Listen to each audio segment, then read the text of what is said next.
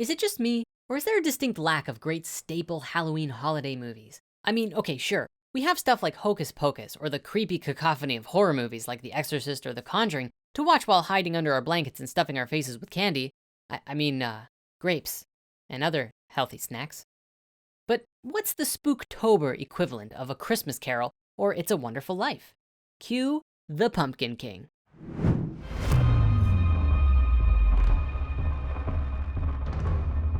Heck, but even then it's like, this is more of a November movie, isn't it? What with it being like a smash up betwixt Halloween and Christmas? Anyways, I'm a sucker for Tim Burton and the music of Danny Elfman, and when you combine it with Christmas cheer and Halloween gothic macabre, you basically get one of the most ambitious crossovers since I mixed my orange juice and apple juice that one time.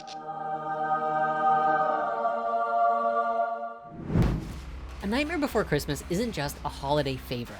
It's a stop-motion masterpiece filled with spiritual lore and depth that speaks to the Vedic concepts of dharma, self-love, and coming to terms with your highest and most authentic self. So, since COVID is coming in for another wave while Biden miraculously came out with a vaccine the day he was elected, let's have a mashup of our own by mixing last month and next month's holiday into the present moment and jump into some hidden spirituality. So before we begin, I do gotta say, this movie is a legend, and it also came out in 1993. So we're gonna skip the summation and jump straight to the hidden meaning. And if you haven't seen it yet, well, you're nearly 30 years late to the party, but here's your obligatory spoiler warning. Now, subtly etched into the overall narrative of this film is the Indo-Tibetan concept of dharma, the wide-ranging belief that every organism has a role to play in a well-ordered cosmos and must play that role and no other, including our duties, rights, laws, conducts, virtues, and right way of living. Over the course of the film, Jack discovers that, as wonderful a thing as Christmas is, it's not his thing. He just isn't good at it. It's not something in accordance with his natural flow. But more importantly, there's an idea that he can't give up who he really is for who he wants to be. He's comforted with the fact that he has to discover the inherent value of who he is instead of trying to be something else just because it's apparently good or better. This may be one of the most powerful truths of this movie. The fact that something is a good thing, whether it's Christmas, a loving nature, or pretty much anything else, doesn't mean that it's the only good thing. Adding to this is the idea that other things that strike us as scary or deeply uncomfortable, can be good things too. And this idea is even mirrored in the sets as well.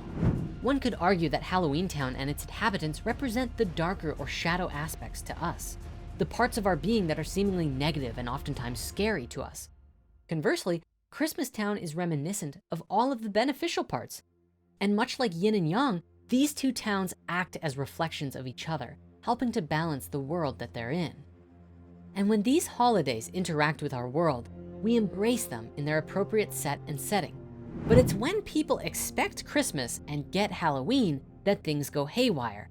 Perhaps if each town represents our own inner natures, there's an idea we can take from this about how when our light side and dark side cross into each other, they can cause us some confusion and chaos. Yet in the end, it's through that interaction that we grow and learn, and these aspects augment their original power and balance.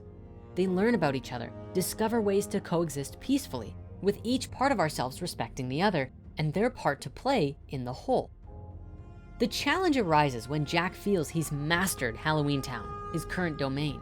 It's not just boredom he's feeling. If you listen to his lament at the beginning, his sentiment echoes one that I'm sure most of us on a spiritual path have felt at some point. His rendition of, "Oh, somewhere deep inside of these bones, an emptiness begins to grow. There's something out there far from home, a longing that I've never known," is reminiscent of C.S. Lewis's Mere Christianity. If I find in myself a desire which no experience in this world can satisfy, the most probable explanation is that I was made for another one. What's funny about this is that Jack is basically like a king in his domain. He's got it all. He's the boss of Halloween, but all the acclaim and vindication he gets feels hollow in comparison to his inner search for meaning. Ultimately, his inner knowing that something greater is out there isn't one that material pleasure can satisfy. It's spiritual in nature, something that is seemingly echoed in his little song when he reaches Christmas Town, his own Hall of Amenti, where he states, "And in my bones, I feel a warmth that's coming from inside. This empty place inside of me is filling up." When Jack finds Christmastown, he is fascinated with the innocence and solace of this new world and recognizes that this is what he was called to experience. Something that is interestingly reminiscent of many people's first astral travel experiences. But what's so funny about this is that his first approach is to study it scientifically and lock himself away in his tower to find the Christmas feeling inside objects. Much like trying to find a feeling or aspects of consciousness within the brain though, this approach fails. It points to how the mechanistic approach to the psyche has been pretty unsuccessful to explain the phenomena that arises from brain region correlations. Jack sings, but what does it all mean? As he's trying to understand an experience, not a thing. And yet ironically, he's studying things, trying to find meaning.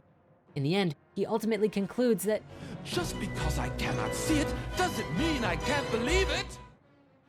After Santa is kidnapped, that's when things really start to go downhill. And interestingly, Sally, the ragdoll woman who is totally crushing on Jack, actually has a vision that it's all gonna go down horribly wrong. But Jack is so blinded by his lust of new experiences that he completely ignores her. Wait a minute, the dichotomy between action and vision, masculine and feminine, feeling versus action. This whole divine masculine feminine duality thing is really getting easier to spot. So Sally embodies the divine feminine quite well. She's wise, understanding, loving, intuitive, and even seemingly taps into the source field to see a future outcome of things.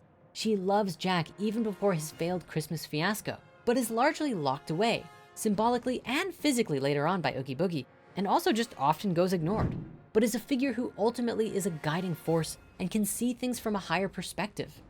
Yep, she definitely checks all the boxes on how the divine feminine has appeared in this world. Now, Jack, her counterpart, who embodies the sacred masculine, and maybe a bit of the king archetypes at times, is a leader, has direction, and takes action and initiative. Maybe a bit stubborn, but he takes care of his people, and his people help him follow his dreams, no matter how misguided they may be sometimes. And of course, when these two can't work together or largely just ignore one another, the natural order is upset and things descend into chaos. And I mean good, proper chaos too. Worldwide panic erupts as children encounter their scary presence, and the armies of the world shoot Jack and his sleigh out of the sky. He's immortal though, so I guess it's no biggie, but very symbolically, he lands in the arms of a graveyard angel. This probably signifies his own spiritual death pending rebirth, as his plans failed and he must evolve his consciousness to move forward.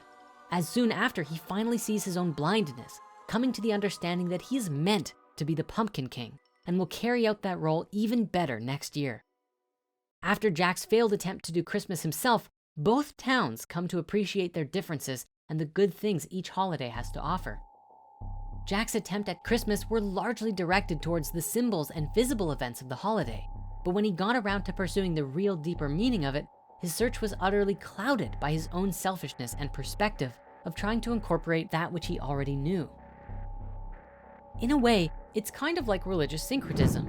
Jack tries to practice Christmas and Halloween at the same time, and in doing so, stays true to neither, showing us the dangers of artificially trying to combine cultures and beliefs without fully understanding them both. Despite the colossal failure of his endeavors though, Jack still sees the value in having experienced everything and regrets nothing. He learns the lessons instead of feeling sorry for himself and dwelling in self-hatred. He is happy he tried to put himself out there and just goes into making things right, even after his mistake, seemingly coming more into alignment with his true self in the process, and eventually finds a renewed love of his role. It's also interesting that our hero is not only flawed, but comes from the seemingly dark side of things. Even though we all love Jack, he is kind of an evil lord type, and yet this approach serves to humanize him and his town, and what they represent, allowing us to understand where the darker characters and attributes are coming from, and see the light and goodness in them as well.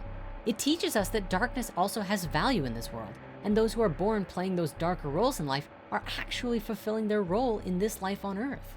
The Halloween Town people are all pretty supportive of each other. They're caring and collaborative, not traits you usually associate with monsters and demons. And then maybe there's a lesson here too, that even the darker aspects of ourselves can still ultimately come from a place of love if we acknowledge their purpose and role in our experience. After Oogie is unraveled like a ball of yarn, Santa sets off to make things right, but leaves the residents of Halloween Town with a parting gift making it snow, allowing all of the residents of Halloween Town to experience that same joy that Jack felt when experiencing Christmas for the first time, which in a way actually fulfills Jack's original dream of truly understanding Christmas. Now, I'm sure there's a part of this that speaks to experiencing things to truly understand them, rather than just being told about them by someone else. As he flies away, Santa yells, "Happy Halloween!" And Jack replies by shouting, "Merry Christmas!" which is pretty funny, but also serves to show that each side has become more balanced and acknowledges the role that each other plays in their world. All in all, A Nightmare Before Christmas doesn't really fit as a Christmas movie in the conventional sense, but it doesn't quite fit as a Halloween one either, which is really what makes it so great. It's a part of both seasons and is itself a very balanced movie, which is so meta, I love it. Perhaps what is the most curious lesson in the whole thing is that Jack makes the mistake of thinking that his calling lies somewhere else, rather than where he already is. Yet the longing within him for something more compelled him into his search in the first place and into the discovery of something new. Even though it wasn't meant for him to give, it was meant for him to receive. Though his intentions are good, he misses this critical point and nearly ruins himself and the holiday he has come to love. Yet through his failure, he realizes who he is from a different perspective. Perhaps there's an idea here that sometimes we have to fail in order to discover who we really are. And chances are, we often come back stronger and more in alignment with our goals every time we fail. After all, what is failure but an opportunity to begin again, only wiser? So until next time, it still kind of feels like October, I guess, but then again, this year has really blended into one long continuous stream at this point, hasn't it? So happy holidays for whatever season you're in when you end up watching this video. Toodles!